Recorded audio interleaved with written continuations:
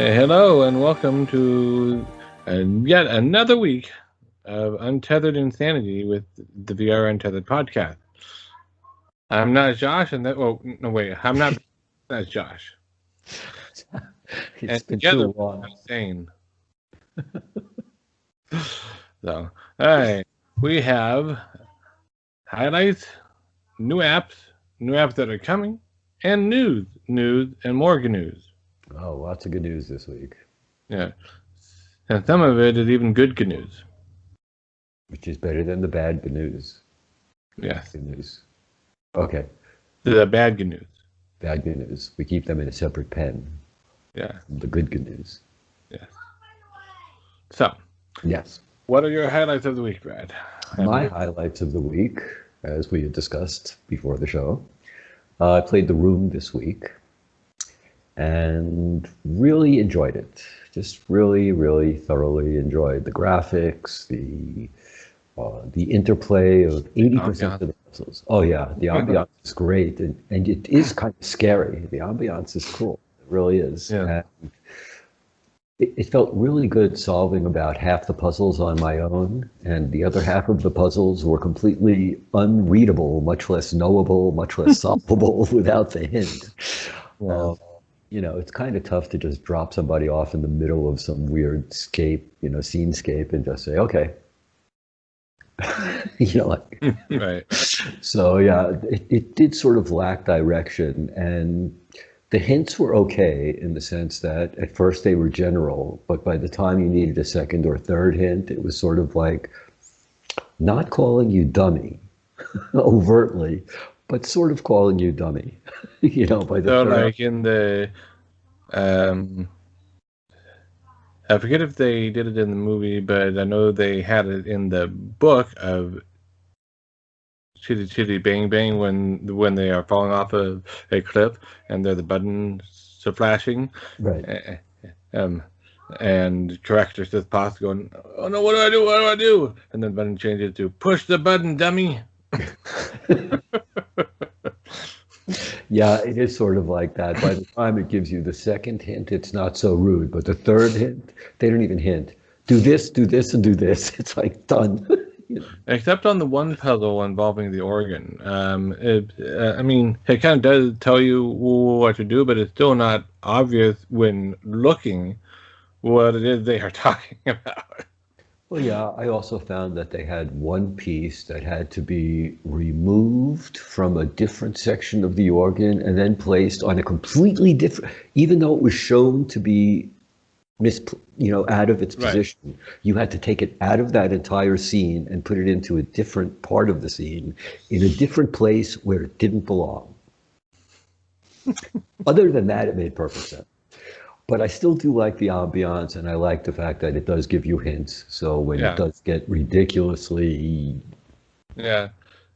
nonsensical. Yeah, so some of the puzzles in there, and this is not a knock on the game by any means, but some of the mechanics and the difficulty in the puzzles are only difficult because you can't freely move.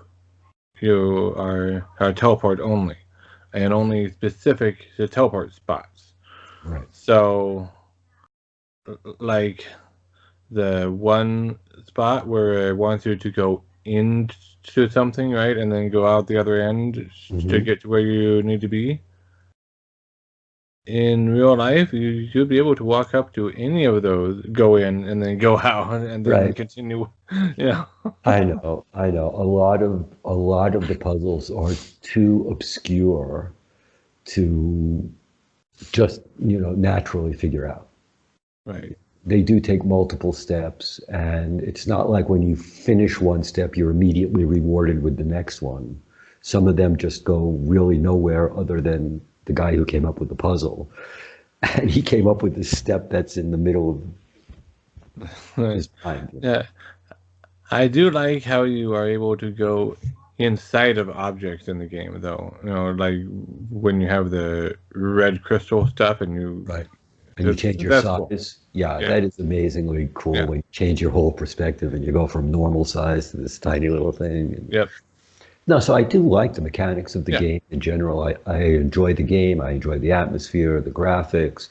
What I don't enjoy is the obscurity of some of the hints that they give you. Right. Really are not hints as much as they are just infuriating fortune cookie type notes. So, but I'm enjoying the game, and I think this is one game where you should leave hints on, and if you need to refer to them, by all means, Yeah. do. Yeah. Otherwise, you're likely to be stuck there for quite a while. Yeah. I still wonder if someone who has played the room on mobile platforms would have an advantage in this because they already know how the room type of puzzles work. Yeah, You know what I mean? yeah, I would think in the future, now that I'm halfway through the game at this point, and now that I've Right. seen how it works, there are certain aspects the puzzle presents me with that are obvious. It's just like boom, boom, boom, this goes Right. here, that goes there. At the beginning, nothing is obvious. There's Right. nothing obvious at the beginning. Right. But I like it. I really did. And other than that, a couple of shooter games, which are always fun to keep my mind off everything Yeah. else. A little killing in the daytime is always nice to relieve stress. Yeah. And I did purchase Until You Fall over on the Rift store while it was on sale. Right. Hopefully someday in the next few months, I'll be able to play it on my Quest. Right. Yeah. Um, Uh, that looks to be a good game on the Quest. I mean, it's a good game on the Rift already, in my opinion. And it should translate fairly well to the Quest, I think. So right. I'm Yeah, looking forward to it. yeah, me too. It looked like something I was going to definitely be interested in. And, might as well get games now while I'm still in the Oculus ecosystem before Facebook Revolution #1 happens again. So, yeah, reading all of the comments on Discord and on the game reviews. That's the one that freaked me out. Did you see it on the game reviews now? I'm not sure what you are talking about. There's a few games that have come out recently, and somebody will be reviewing it. It's like always the most recent that pops up usually. Right. And a lot of the most recents are, well, this game looks great. I'm really glad that I bought it because it's the last game I'm purchasing within the Oh, Oculus ecosphere because of what Facebook is doing. And right. Yeah, well, that's the same thing as the people every election season that go, if my candidate doesn't win, I'm going to leave the country. And then they never leave the country. and now they can't because of the pandemic, so they missed their Right. opportunity. But yeah, I know. It's just, they really just sort of shoved this down everybody's throat really quickly. Yeah, I see the dog in the background. Someone must have showed up at the front door or something. Uh, um, I agree that the Facebook mishandled their announcement of this, and they should have done it in a better way. Done a more gradual transition, or at very least acknowledged that yes, there was a promise made in the past, and here's why we are breaking it. Yeah. At the very least acknowledge that. That they didn't really acknowledge that, as far as I can to tell, and that's part of the cause of the bad feelings. Right. And then there's the other people that just don't want their real name associated with their gaming. And then Right. Well, there's a lot of that facets. well, for now at least, they will still not have the real name associated with the gaming, in so much that they already do not have it associated, because they'll still be able to use their Oculus username, or if they're coming in new, they'll be able to make a gamer tag and have that, and so they're not going to be out there in the world. Joe Schmo is playing, Right. it'll be Formula 9 Racing #2 is playing, or whatever, or yeah, no, I got you. Cupcake Cookies 5. Those names are way too normal, Josh. You've been playing with some I know. relatively normal people. I've seen names that. I know. Some of the more out there names are not safe for work names too. But they're creative. I will give them that. True.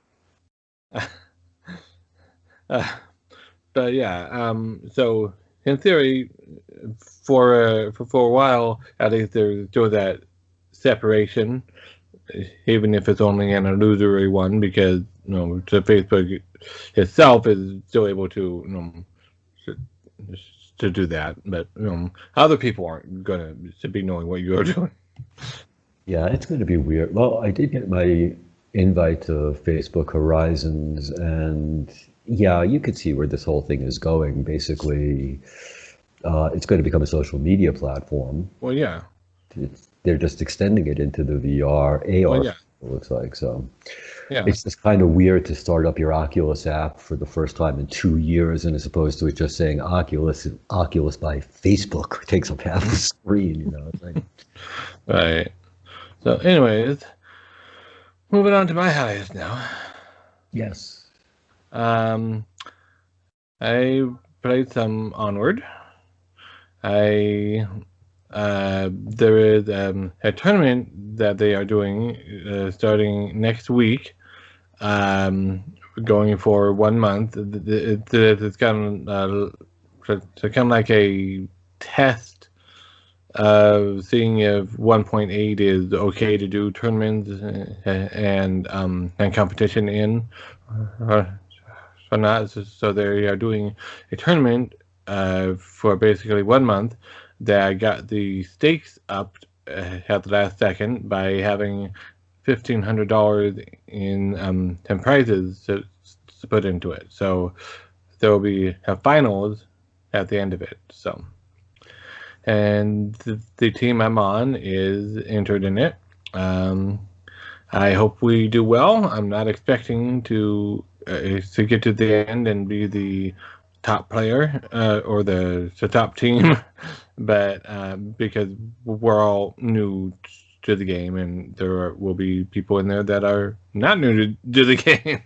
Oh yeah, I know that's the problem with I think every game is when Yeah. you find those people who excel at every game. And Yeah, like Pesky Cashew.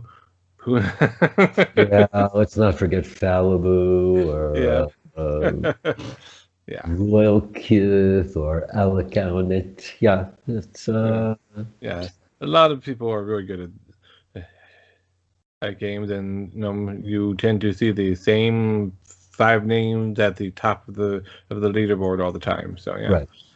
I also got to play the Singularity Trial. I was gifted a key to that. It's kind of a rhythm game, but it's not. You're not necessarily given points for hitting on beat or whatever, but it's like a rhythm game in that you've got objects coming and you have to hit them in the right orientation and all that.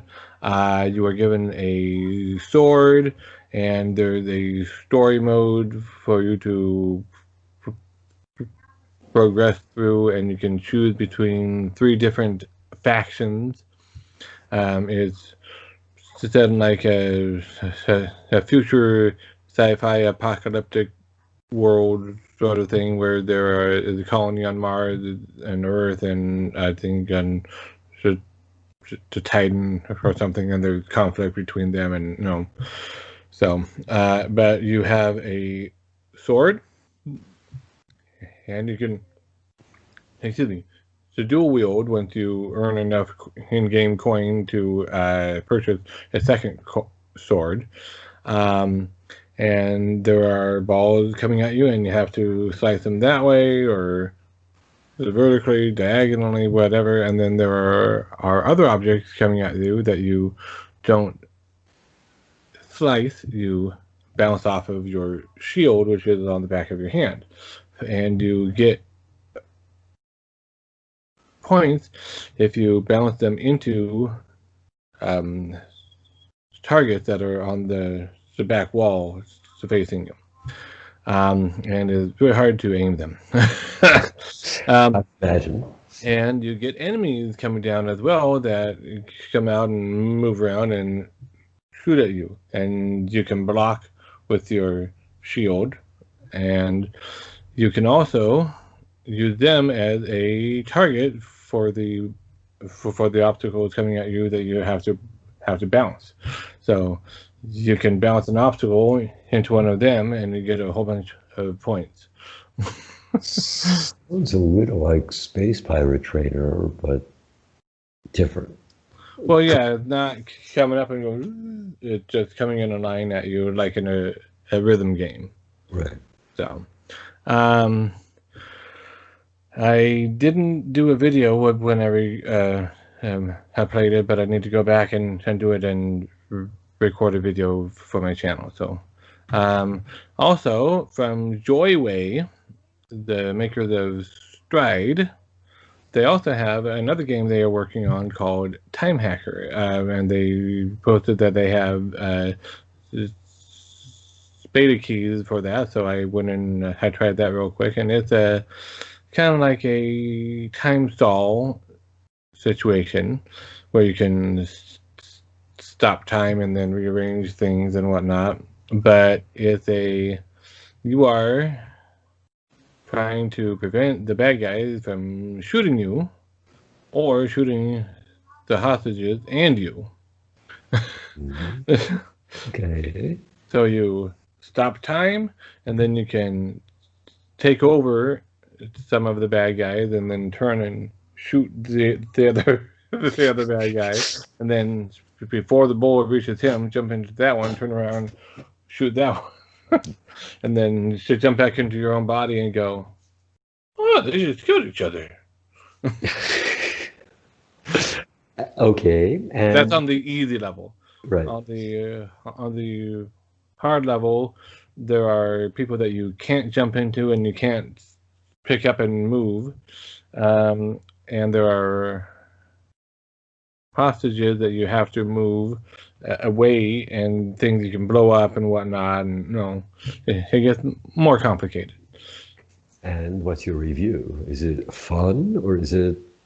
It was fun. It was a little bit buggy, and because it's not a finished product yet, but Right. it was overall fun, yeah. And I also, of course, tried out VFC, Virtual Fighting Championship, from the key that I got in our own MVR Discord, because we forgot to mention last week, and my apologies, but we were running, or Michael, the admin, and Mr. Philip Joel were running a giveaway in the Discord. So, Which I think was popularized on Reddit. I think most of the people.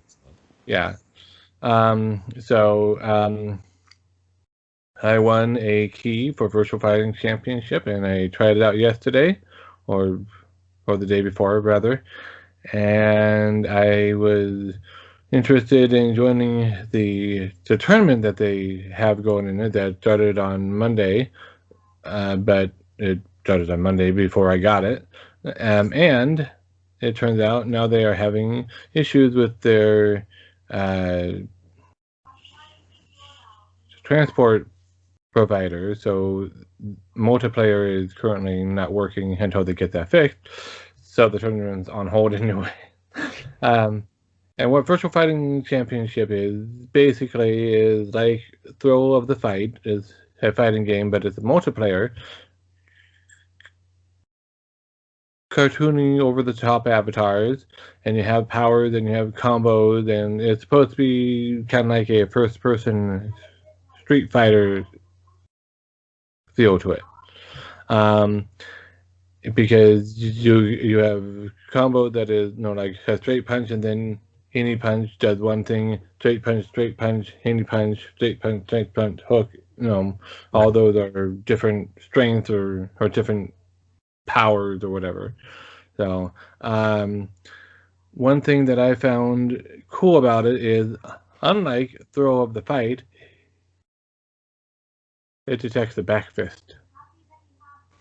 So you have straight punches, you have hooks, you have uppercut, and you have back fist. Oh, that's kind of cool.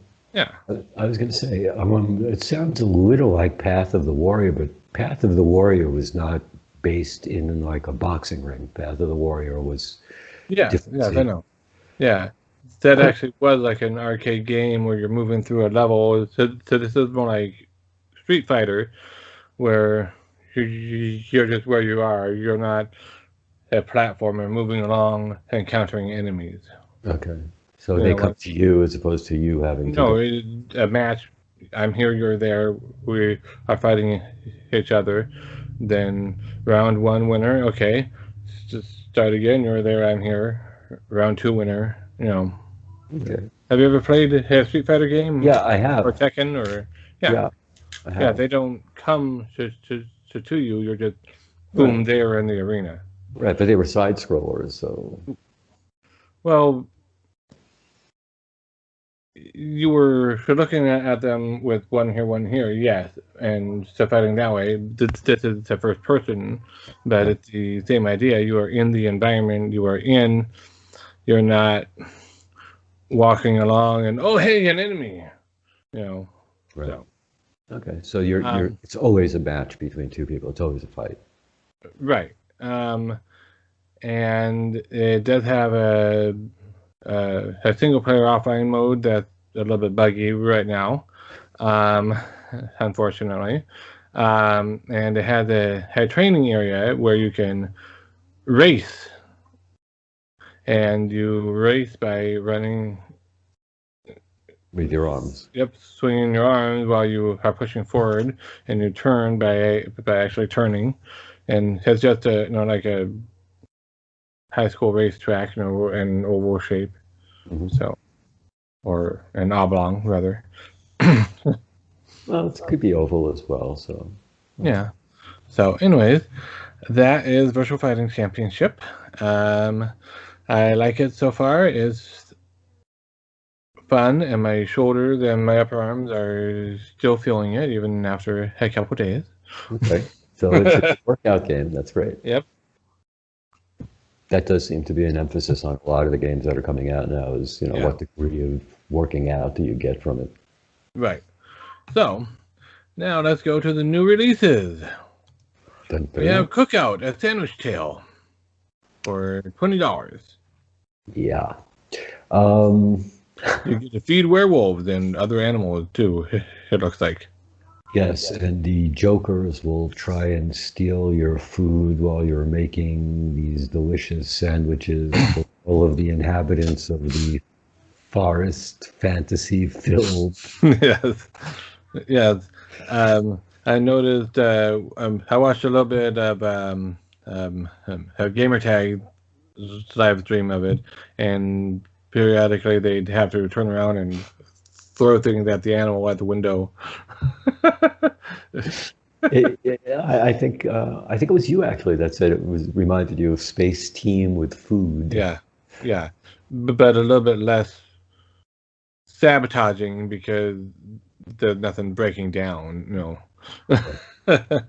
I don't know. It just seems like. Although maybe there will be stuff breaking down later on in the game. I don't know. Yeah, I guess that's always a possibility, or Rotten Tomato or something. I don't know. It just seems like such a weird concept for a game. I have to be really honest. It's very, very different, which might make it great. But not having played it, I really can't say anything. So yeah, I have not played it yet either. I'm only going off of what I have seen other people share. Right. We also have Falcon Age that is out on Quest now for $19.99, and that is a good game. I believe it's according to today's standards now for Quest games, it's a little on the short side. If I remember right, it was not a terribly long game when it was only available in the Epic Store. Right. So and I think that it's just a straight port. It's not any added content or anything. It's just a straight port. So it is a good game, though. And you have lots of interaction with your little bird friend.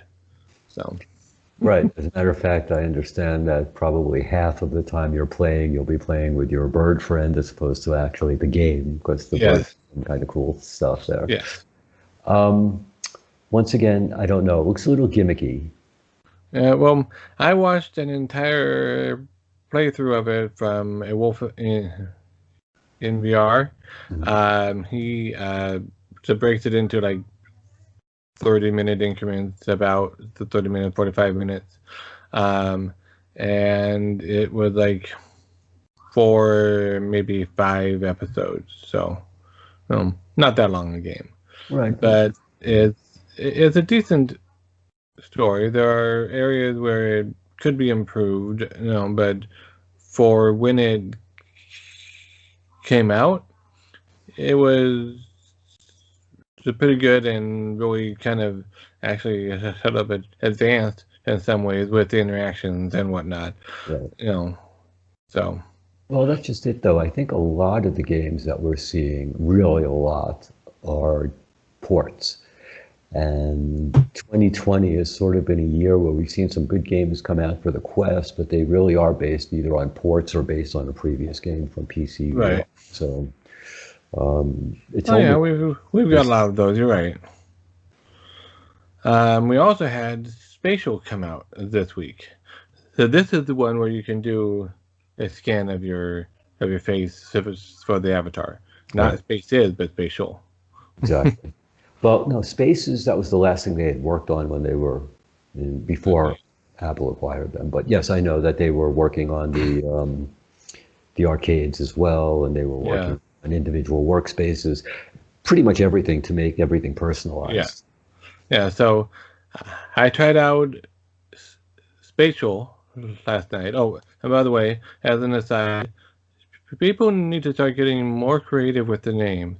We have Spaces, we have V Spatial, we have Spatial. Yeah, vSpatial and Spatial really threw me. It was like, wait, what's the V for? Did they I just know. in over spatial or what?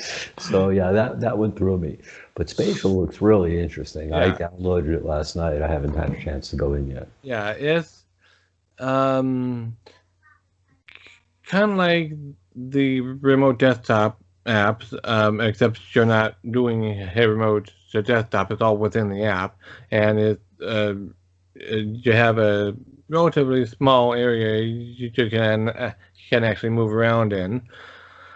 I don't know if you can turn on smooth locomotion or if it's only teleport only. I didn't play around with it enough to figure that out, but um, you can write notes on a big giant virtual Whiteboard. post-it note.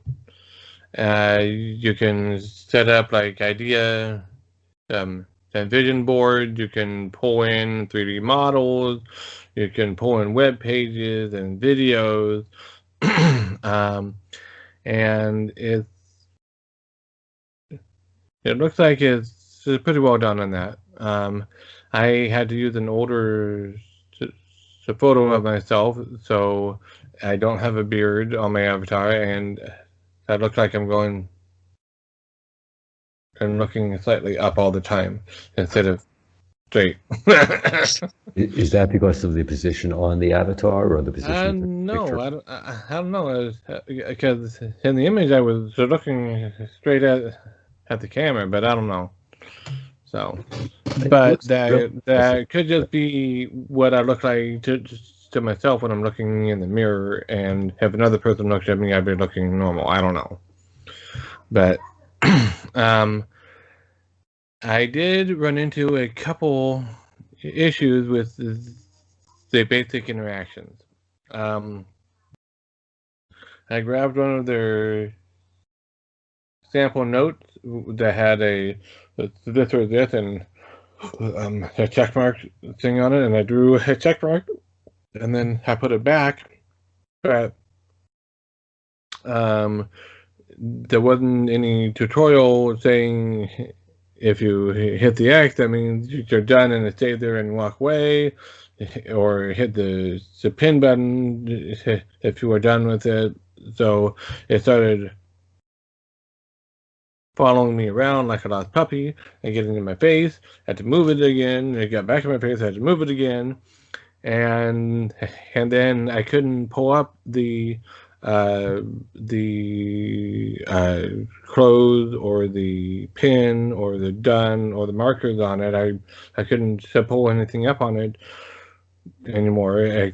All I could do was grab it and whatnot, and then so I don't know if that's just something I did wrong, or if it's something that bugged out a little bit. But there is occasional wonkiness with the kind of window controls, so at least my experience. People are complaining about the bar that's always in front of your face that you have access to. That's not always in front of your face. You have to look down for it, and there's a little blue dot with a couple circles coming out either side, and you push that or you click that, and then it expands into a menu, and you click on a menu item, and then the selection stuff comes up here. So. Okay. Because, somebody was complaining that it was in their face the whole time, and the developers wrote back, well, try it for a while. It shouldn't bother you too much after a while. And it was sort of like, okay. Well, yeah, it's not in front of your face the entire time. If it is, you are doing things a little bit wrong, or you just didn't realize that all you had to do was do this, or, Which I would have assumed the developers would have said, no, just push this and it'll go away. So I really didn't know, but I figured I would need more than 5 minutes to judge the program. So yeah. It looks like it should, once it works the way that they have described it as working, it looks like it really should be a virtual office, just like. Well, yeah, and you can select like 3 or 4 different environments, to be in, and it's got collaboration. When you sign up or open it up for the first time, you have to go to your computer, go to their website, make an account, and then pair the app with your account. And in the process of making your account, you have to make a team or join a team. So it's obviously very business oriented. Yeah. Well, they said that there are 2 versions. There's the one we play around with, and then there's the paid for office. Right. So, but yeah, it looks like it should be very good for what it is intended for.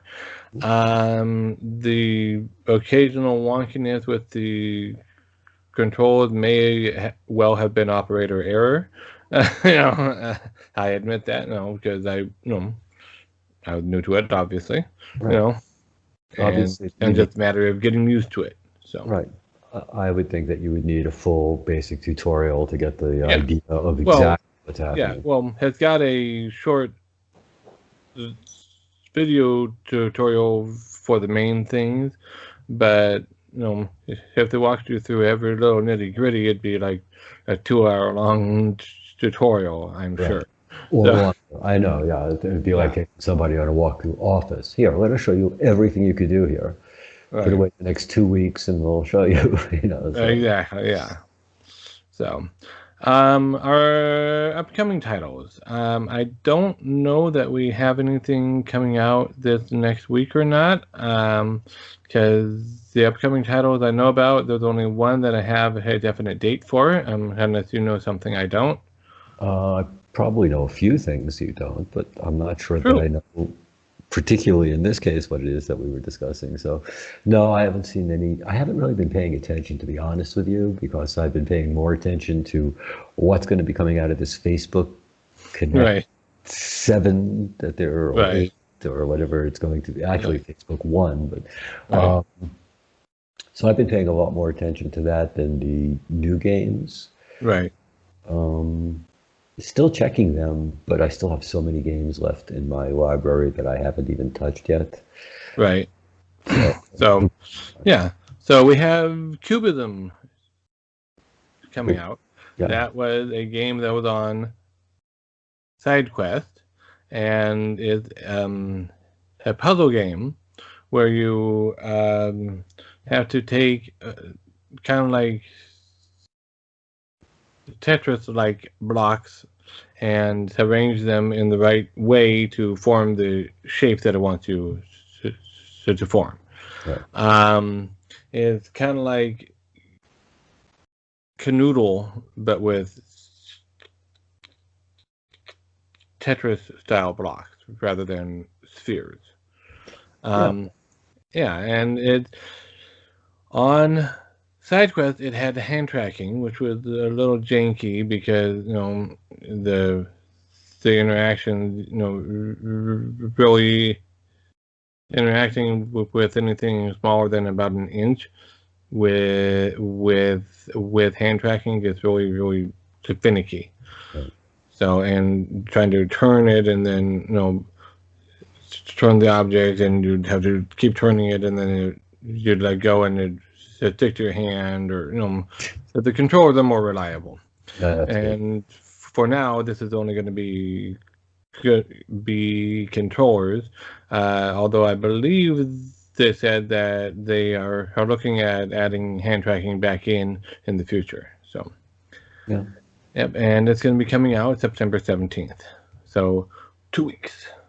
Right, the day after the announcement of the Quest S-Lite 2 to be announced, TBD, whatever you want to call it. Yes. Yep. And we have Until You Fall coming out sometime this fall. Since it's not fall yet, we know it's not coming out before September 21st. Because it's still technically summer until then. Right. So we're waiting for the equinox, and after that, we can then determine the game will. I see. Do we need any druids to say any particular? I don't know. It's very weird to have an equinox being the determining time factor for the release of the game, but I don't know. But this is a game that I tried out in a free weekend some time ago on Rift. And I really liked it, even when I was using Shadow and not a local gaming PC, which I have now, which works a lot better because it doesn't eat up my internet bandwidth. Right. But it's a really fun roguelike game. Where you go till you die, and then you retain all of your progress and your unlocked weapons, and it's kind of like in Death in that sense. Weapons in Death. What? You don't retain your weapons. Right, but you kind of retain progress in that it remembers how far you got and how well you did, and it gets harder, and yeah. So. It's a different way of implementing it a little bit, but it's the same kind of concept. Okay, go ahead. That was like when they're advertising Hollow Point as coming out now for the Quest, I believe. Right, I was going to get to that after we were done talking about this. Oh, okay. Then I'll let you continue, get us over to Hollow Point, and then I'll interject. Okay. This is using swords and daggers, so it's a melee game, and it some people have called it kind of a rhythm fighting game. I don't know that it's really a rhythm fighting game, because you don't really get points for doing it on beat or whatever, but there is a thumping soundtrack going on the entire time, and it's got kind of a psychedelic looking visual, just like Pistol Whip does. So I can see that comparison, but one of the cool things about it is it's hard in a melee game in VR to do blocking and parrying because of the speed and all that. This gives you just enough time that it pops up like a slash that's going vertical, and that means hold your sword vertical to block, or there's a diagonal slash, or hold a diagonal to block. So it tells you like half a second before, okay, block like this, block like this. Sounds like Dirk Daring going back in Atari days to quick, do this, push this way, push that way, Yeah. So, okay. But you enjoyed it, so. Well, yeah. I enjoyed it, and I'm looking forward to it on Quest, and I know you are too, because you said you bought it when it was on sale on Rift, so that you would have it on the Quest when it came out. So right, once they confirmed the cross buy, I jumped in and figured I'd wait until after the equinox to participate. Yeah. Now we also have HoloPoint coming out for Quest. It mysteriously showed up in the coming soon section of the store. Really mysteriously. We don't have a date for it yet, but it is coming soon. TM. Chad. Yeah. HoloPoint, I believe one of the members of our Discord pointed out that it sort of looked like a demo in death. I also noticed that it looked kind of blocky for a archery game at this point in the development of the Quest. Right. Well, I know that it's been kind of a popular game on the PC VR side. So it's cool that it is getting a port. I don't know that it's necessarily filling a hole that doesn't already have some other title in there, but that's just it. We can have more than one title that covers the same ground. We do. We have several archery games. Yeah. Being one of my favorites. Yeah, archery is. I love the fact that they keep having archery games, but like I said, I don't know what HoloPoint is going to add. And they really haven't made a point of discussing it, so we don't know at this point. Right. All I know is from the visuals on the trailer. Right. Well, yeah, it's definitely a different visual style from In Death. Yes. Very different. Elven Assassin and pretty much every other bow and arrow game we've played. In Death is also different from Elven Assassin in the visuals. Oh, they're completely different. There's nothing the same about them. Yeah. That's part of why someone would go with one game over another. Great. Okay, archery. I like the visuals of this one the best. I'll go with this one. But the gameplay all being roughly equal. So right. Roughly equal, exactly. Right. But yeah, I tend to just buy all three archery games and then not play them. Well, not right away anyway. Somewhere in the next few months I'll do another one. And we also have Sphere Tune coming out soon. Yeah. As basically a manga reader. Yeah. So it lets you read manga in VR. Yeah. Okay. Which is fun and all, but I think that you have to. I could be wrong. I don't have it to pull it up in front of me, so I'm going off of my memory from back when it was on the Gear VR, and why I decided not to go with it. You have to purchase the manga yourself elsewhere and then install it onto your device in order to have it available, if I remember right. It's not, you can get it from within the app. Right. That's the more friction, the worse it gets. So right. It would be much better to be able to. Maybe they got that changed now. I don't know. Or they will change it. Right.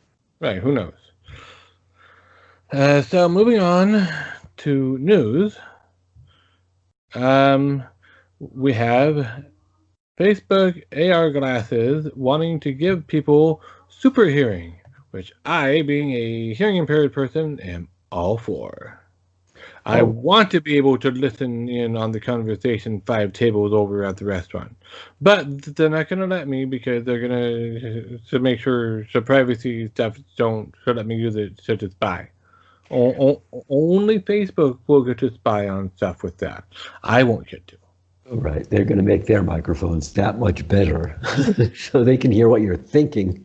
Well, no, in the article, it was also pointing out that, there's also the fact that our microphones on there are so tiny that they don't have the range, to go that far. I know.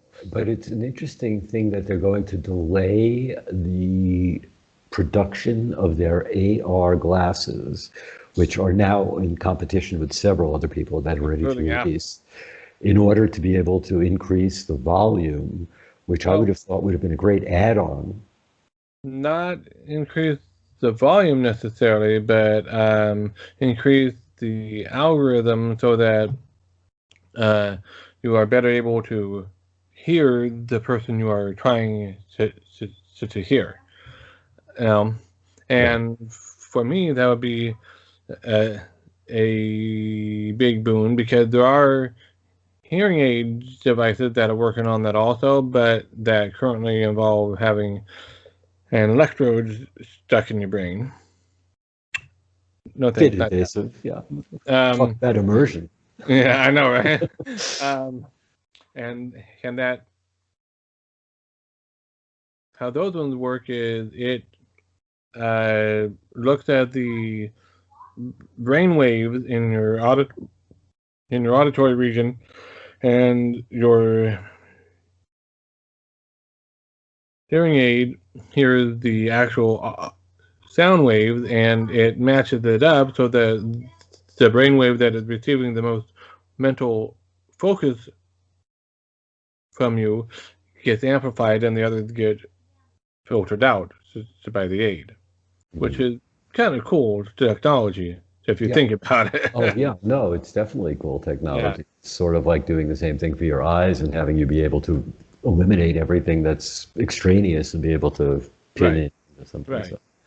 How Facebook is approaching it is, obviously they don't have a brain implant thing associated with it yet. But they're going to be able to get an idea of who you are trying to listen to by where you are looking.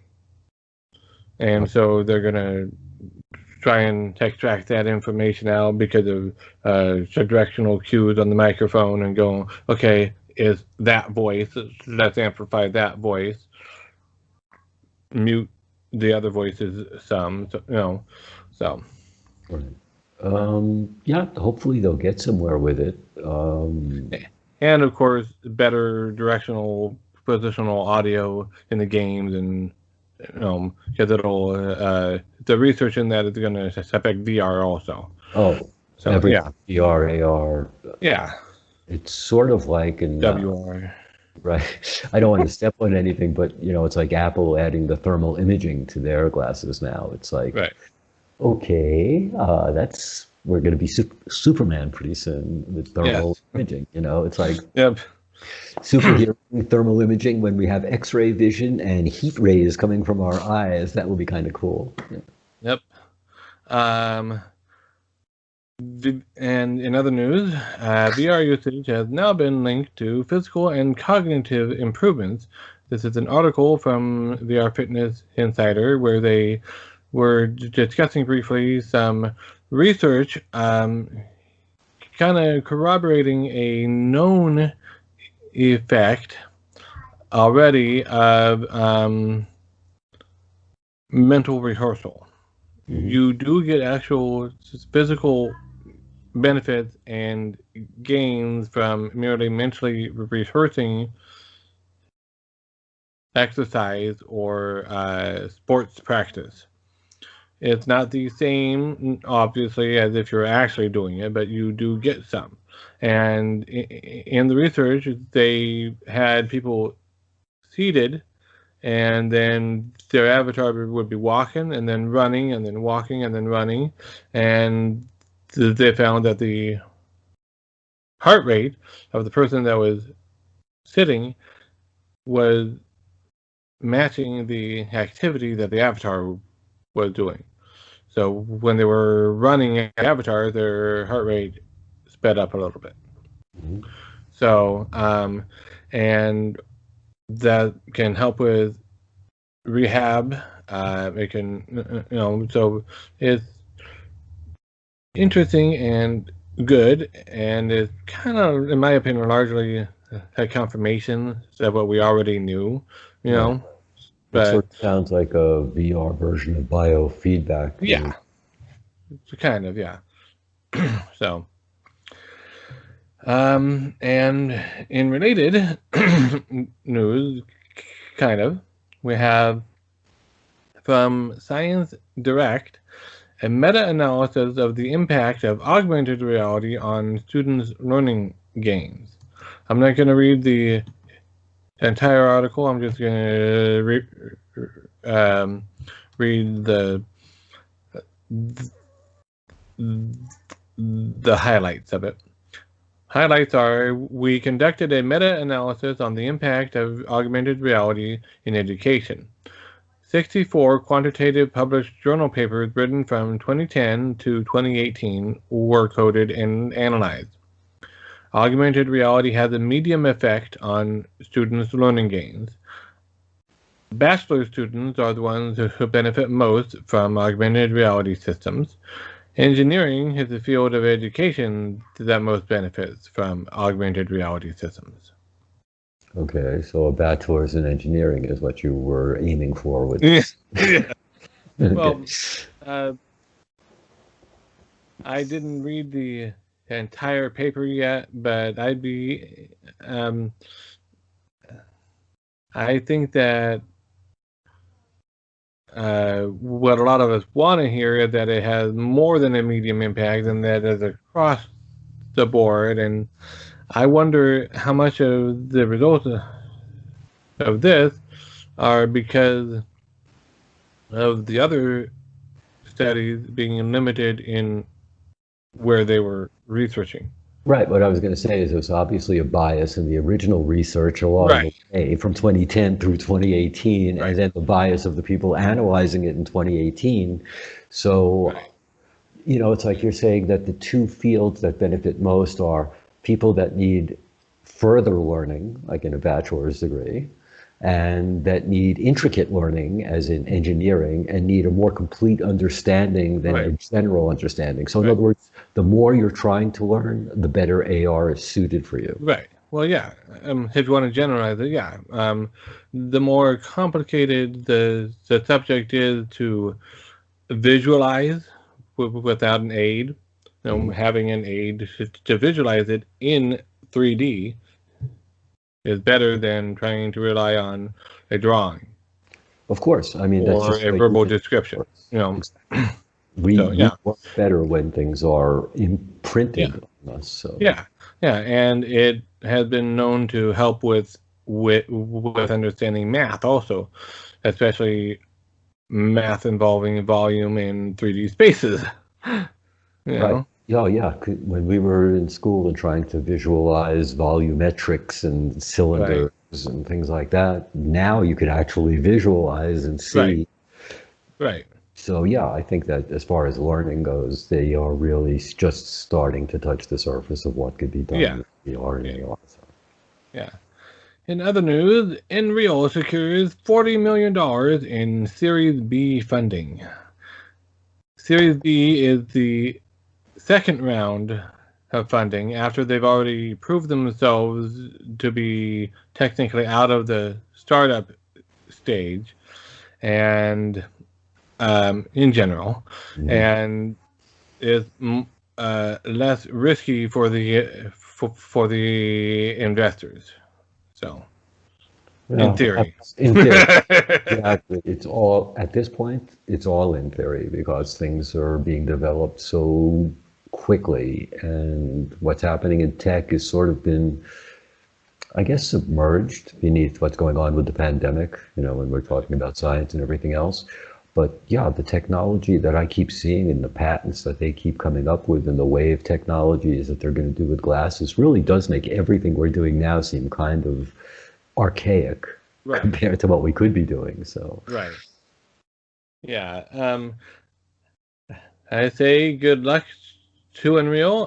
Hopefully they succeed and they have a viable product that at an affordable price and they do well.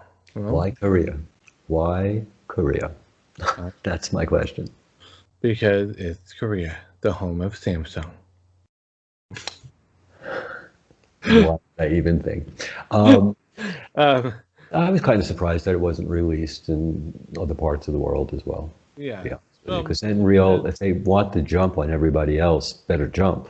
Well, they are going to be bringing it to the U.S. and the U.K. and whatnot as well, but obviously there are legal hurdles that they have to overcome and regulatory hurdles and whatnot. So, they gotta meet all the requirements for that and satisfy everybody's concerns and whatnot before that can happen. Really. Yeah, like some big company like Facebook getting dropped in Germany because of their not really looking Yeah, into. I actually forgot to put that in the news, so let's talk about that briefly right now. Okay. Facebook has stopped selling in Germany, evidently in anticipation of regulatory concerns. Well, they're violating the privacy Yes. regulations and So in all. other words, they know that they at least have the appearance of violating antitrust stuff and to privacy and all that. And so in Germany, where they're been more known to actually crack down on that, they are saying, nope, we are halting sales. We are talking to them first. Kind of makes you wish they had the same approach in all the countries. Say, hey, let's talk with people first instead of just doing it. You would think, right? I mean, of course, that has implications for all of Europe. I mean, Right. It's not just in Germany that those laws exist. Right, I know. So, and you would think like Facebook has an attorney that they might keep on staff that might have gone, Maybe. whoops, this might be bad. Yeah. We might Well, be like in a third world here. as we were discussing briefly in the MVR Discord, what about the right to be forgotten that exists in the EU? Right. If someone exercises their right to be forgotten, but they want to keep using their quest, They can't. I don't know. I know. This becomes see, that's what I'm saying is that Facebook is really making a very big move here. That guarantee wasn't just violating our trust, it was violating laws in other countries. So, yeah, we'll have to see where that goes, but that's not a good sign. No. What is a good sign, though, is we have the lineup for the speakers for Facebook to connect now. Yeah, great. Bad news Facebook, good news Facebook. Yeah, the fact that it's all been recorded except for Carmack is going to be kind of weird. Like, that's a bizarre choice. I understand why they're doing it like that. I mean, if they could do it for the conventions, they can do it for Facebook. And I understand that they're going to show us prototypes. Easier because they can better ensure a high quality delivery with being pre-recorded to then live. With all the people can have network issues with venues for Facebook Live and whatnot, and having it all pre-recorded just takes a lot of the hassle out of it. Right. Oh yeah, it's quality control for sure. Yeah. The only thing is I also forgive them in the sense that if they're going to be showing us a lot of their new AR developments, it's all going to be prototypes, which is going to only be shown in a favorable light on a Yeah. So moving on, we have Mario Kart Live Home Circuit. That's Nintendo's AR foray. It This is actually worthy of being called mixed reality, really. Yeah, this is as close as it comes to it. This Yeah. isn't really augmented reality anymore. It's just Yeah, the way 'cause you're usually viewing you get a Mario or Luigi Mario Kart car, a physical one, it. Mhm. that's basically a remote control car controlled by your Nintendo Switch that has a camera mounted on it above the character's head. Mhm. And you have Nintendo Labo style race marker flags that you to set up. You have checkpoint 1, 2, 3, 4, and the finish line or whatever, and you set those up, make your own race path, and then you drive the car through there, and say here's 1, here's 2, here's 3, and then it grades the path for you in the game, and then after that it plays like a Mario Kart game. You have the power ups. You have throwing turtle shells at the other players and whatnot, and if you are hit, your actual physical car stops for a second until it's allowed to get going again. And yeah, it looks fun. It looks like probably a pretty well done AR MR version of Mario Kart. For now, it's only Mario and Luigi that you have as the physical race cards. If it does well, I would expect that they'd probably release more characters. I would think so. Otherwise, but to me, it's very weird, Josh, because I look at this and I say, man, we have really cobbled together a few different technologies to create this. So Yeah. I'm really not sure how the idea is great. How it pans out, we'll have to see. Right. As always. It's nice to be able to have the tactile sense for people to be able to hold the car and, to relate to something outside of the digital area. How well it's going to make your own racetrack whenever you want. The one thing that I have to say is that multiplayer is going to be local only with it, because your custom racetrack isn't going to match someone else's custom racetrack. No, not at all. There is no being able to qualify and make things equivalent across space. Right. So yes, it'll only be local. So this is opposed to your Aurora racing set. And it did show that in the video. Has showed a girl coming over to the boy's house bringing a Luigi car to go with the boy's Mario car.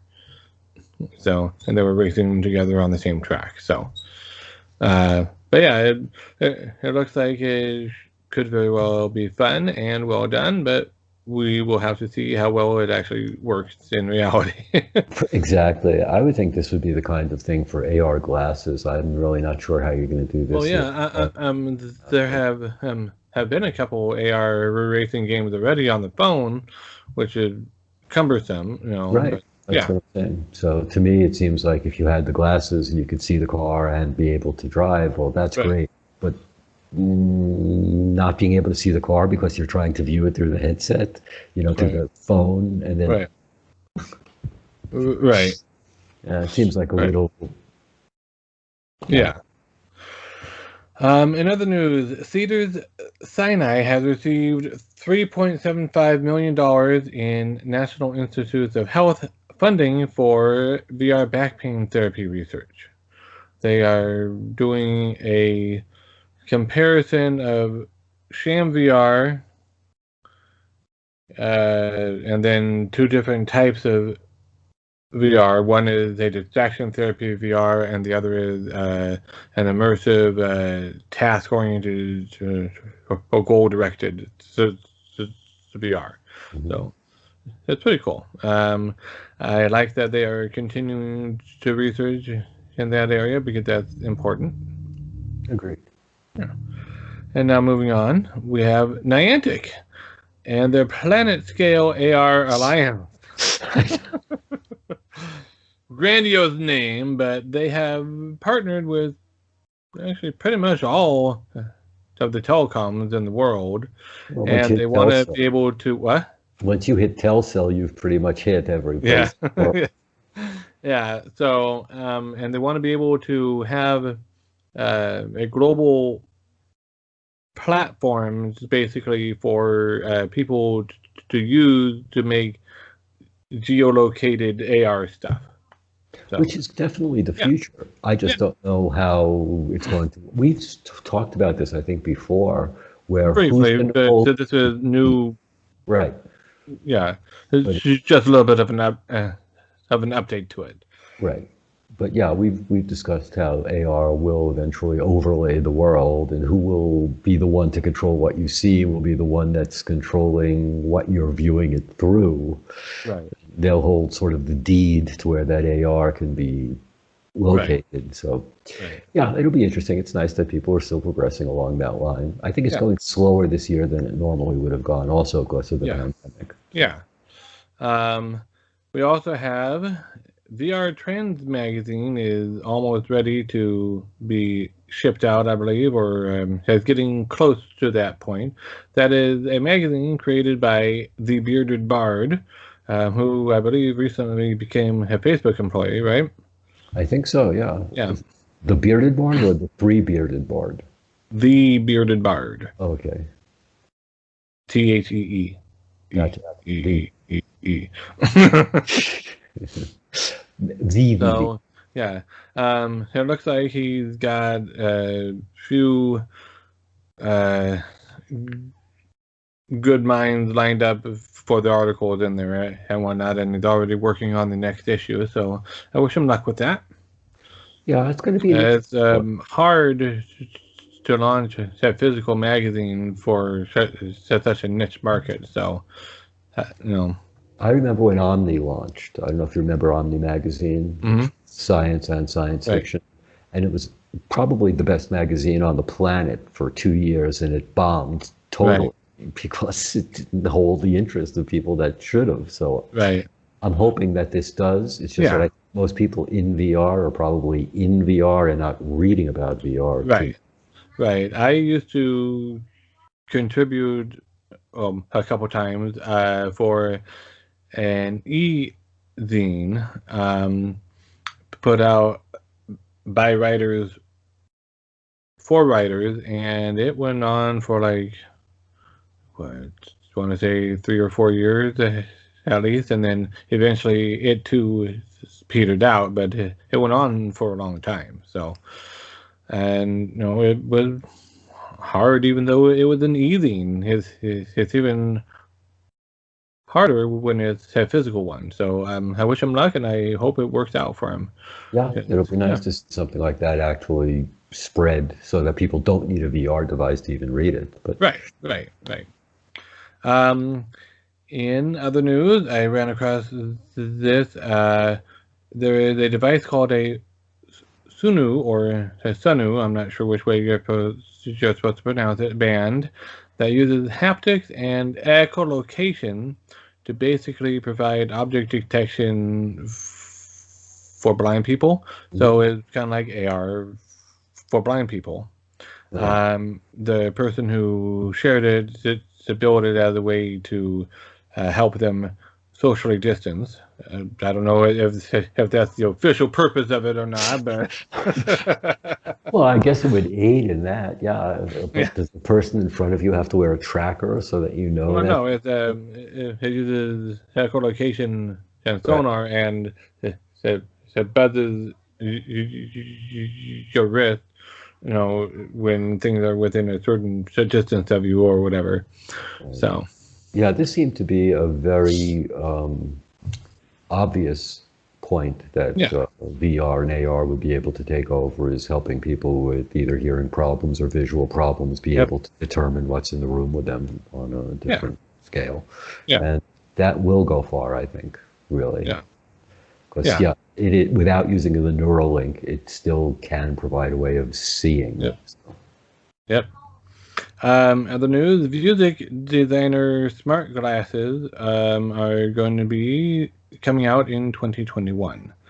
Um, I forget what all of the details are of this, but it's another smart glasses that I seem to remember that it's not necessarily full-on AR glasses, but it's more smart glasses. Yeah, that's So what. it's more like a screen reader sort of thing. But they are aimed at coming out in 2021. And there was an Indiegogo that I heard of about Octify, Auctify, anti-procrastination smart glasses.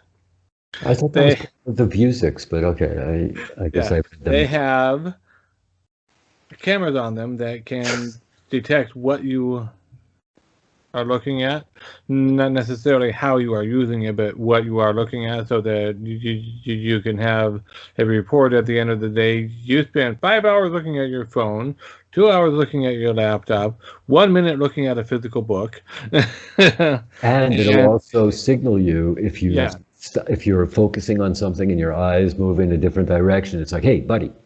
well, I don't know about that, but it does. It can. You can set time limits so that you say, "Hey, I don't want to be looking at my phone for more than 10 minutes. 10 minutes at a time. If I start going over that, it'll just send a light or a sound or something to alert you that your time is up." Well, the article I read was sort of letting you know if you're being distracted, which is Right. kind of, like tapping you on the shoulder when you're not doing what you're supposed to be doing, which they said was more of a comment on our society than it was on what people were actually doing while they're working. But Right. And as the article I read about it said, it remains to be seen how smart it actually is, because Twitter is a distraction and it's research at the same time. It all depends on how you are using it. So Facebook can be a distraction. It can be something that you're using with a specific purpose. exactly. And it's 1 o'clock where I am right now, so there is a tornado siren going on outside. You can probably hear it. Yes, I was wondering what was going on. I was getting ready to jump under the furniture here. No, every first Saturday of the month at 1 o'clock p.m. they do a tornado siren test. So we are almost done. We're on our last bit of news here, which you already alluded to. Apple adding thermal imaging to their glasses. So Yeah, Apple is adding everything to their glasses other than the hypersound that Facebook is adding to their AR glasses, which I'm sure now Apple will be adding to their glasses. So yeah, I just want to see them actually produce one pair to yeah, show you. and give it to me. No. I wouldn't mind being a tester, but as it is right now, I just see so many patents coming from so many different companies that it is so hard to tell what's going to be in 2021. True. I would agree with that. Yeah, regardless of who gets there first, we're gonna see something. It looks like we're Right. gonna see something. What exactly it is, who is from, we don't know. But, I know. It's like I'm waiting to see what's going to happen at the Oculus Connect, Facebook Connect, because they're advertising AR just as heavily as they're advertising VR with this well, Connect. they're gonna probably be talking about the new AR glasses, as well uh, as the Oculus stuff.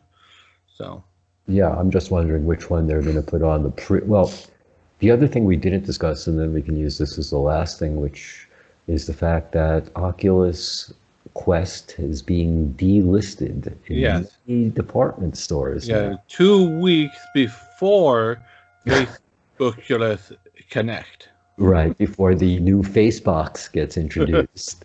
Yeah, And yeah, it's all kind of not very mysterious timing, just sort of yeah, reinforces what's going on here. yep. It is reinforcing all the rumors, all the leaks about a new Quest coming out, and this does not necessarily mean that you need to panic sell your current Quest because it won't work anymore. This just means that why would they make the more expensive version when they've got a cheaper version now? No, that they can sell. We have the DK2 version. No, this is the CV1 version or whatever coming out. Although it's not even that big a jump from what I've heard. It's more like DK2, DK3. I know it's a very, we can't figure out whether it's 1.5, 1.75, or 1.9. 1.2. Right, exactly. There really is just rumors, which is Right. kind of weird that it's Yeah. so many rumors flying around. But if they really did improve the lenses, if they really did improve the processor, that's going to make it a Quest 2 pretty close because they also moved the camera. The only thing that turns me off just a little bit is the fact that all the rumors say is going to be using an LCD screen instead of an OLED screen. I understand that's cheaper, it's less power efficient, but it's cheaper, and it won't have the smearing that the OLED screens can get, but it's going to be much less contrast. I mean, once you are in it, you're not really going to notice or care, but I do notice the difference, or I did, between using my Gear VR, which uses an OLED screen, and using this, which uses an LCD screen. Right. So I know, and there is definitely a difference. No doubt about it. And I don't always get the smearing either. I mean, some people Right. mention it, but I don't always see it. It's very rare that I do, actually. Right. I think it depends partially on the app and what the developer is doing in the app to make things happen. You know, so I don't know, but yeah, I don't normally get a lot of smearing in my Quest games either. Occasionally I do, but either I don't very often, or I'm just so used to it that I don't notice it. I don't know. Happen, right? We didn't notice how uncomfortable the thing was for over a year. So. Well, no, I noticed that I could only go like an hour and a half before getting so bad a headache right up there that I had to take it off. I'm still at the hour and a half mark. Once I hit the in between an hour and a half, it's definitely starting to wear on me. I can go 4 hours with the Quest on me using the AMVR cover. I use my cover, and I'm not getting 4 hours. It's still, I think it's just uncomfortable after that amount of time. Well, depends on the person, I'm sure, and your pain tolerance, I guess, and your pain threshold. Well, it's weird because I remember when we first started playing Orbis a year ago, we would play for hours at a time, and I didn't really notice the strain. And I guess some games you just don't notice it, but when you do, it's impossible to ignore it. So I think also you are not using a counterweight at the back, right? No, I'm not. Yeah, because of how I have my battery pack attached, it's the counterweight that sits right here at the back of my head, so it pulls it down, which pulls it up just a little bit as well. Right. So it balances out the weight a little bit. That's. I mean, I don't really need that. I could go 4 hours without that too, if the battery lasted that long. But I mean, I could go 4 hours with it on my head that long, without it. But yeah, everyone has their own tolerance for it. I think part of why you can't go over is because you also still do get some motion sickness, and you have largely overcome it in a lot of things. But if it's always there, at least a little bit in the background, then it's building up, until at 1.5 hours or so, you're just not feeling it anymore. And you're like, okay, I gotta take a break. Right. Yeah, I could see that too. And also it depends on which games I'm playing, because there are some games I can play for 2 hours and it drops down like less than 50%. And some games you can play for 45 minutes and it drops down 80%. Right, true. So, but yeah, So that brings us to the end of our show, and we're only 17 minutes over our target time of 1 hour.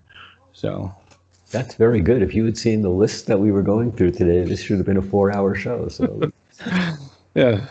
So as always, if you enjoyed listening to any part of this show, please like and subscribe, and pay your friends to also like and subscribe. right, Just do something nice for them this week instead of dragging them over and pounding their head on the keyboard. Just pay them. Okay. So buy them a Starbucks if they like and subscribe. Okay, that sounds good, and maybe we'll get some feedback from Starbucks. Maybe. Next week you'll see on that note, from Starbucks. Yeah. On that note, have a great rest of your week. Enjoy. Let us know what you played. Maybe have fun. Bye. Bye.